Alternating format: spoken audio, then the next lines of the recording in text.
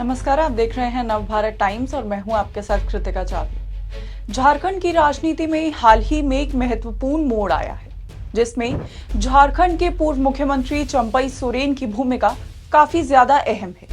चंपई सोरेन ने हाल ही में भारतीय जनता पार्टी में शामिल होने की घोषणा कर दी है, जिसके लिए वे 30 अगस्त को पार्टी में शामिल होंगे।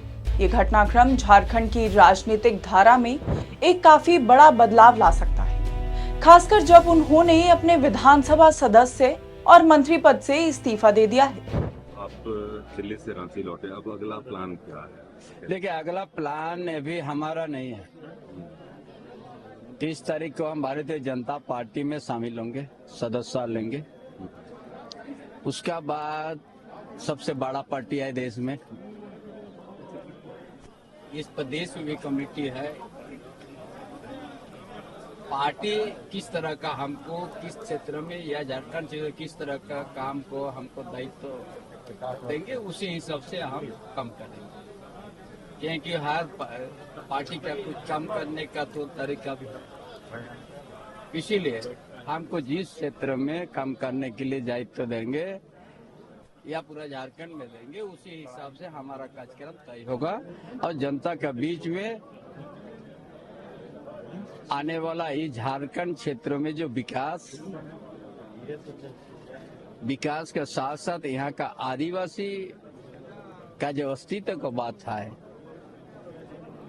जो बांग्लादेशी घुसपैठ के चलते है, जो आदिवासी का अस्तित्व जो खतरा में है।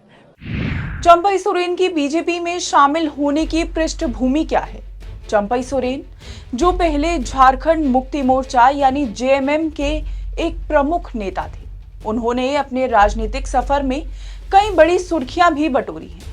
जेएमएम के सदस्य रहते हुए उन्होंने पार्टी और सरकार के खिलाफ लगातार बयानबाजी की, जो कि एक असामान्य स्थिति थी।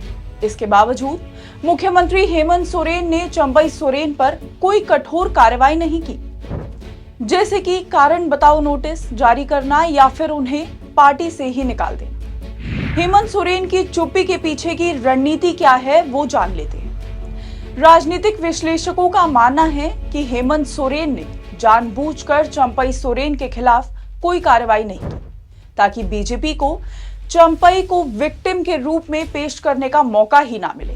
हेमंत सोरेन ने समझ लिया था कि बीजेपी स्थिति का लाभ उठाकर एक साजिश के तहत चंपई को पार्टी से बाहर करवाना चाहती है, जिससे वे एक पीड़ित के रूप में जनता के सामने आ सकते हैं।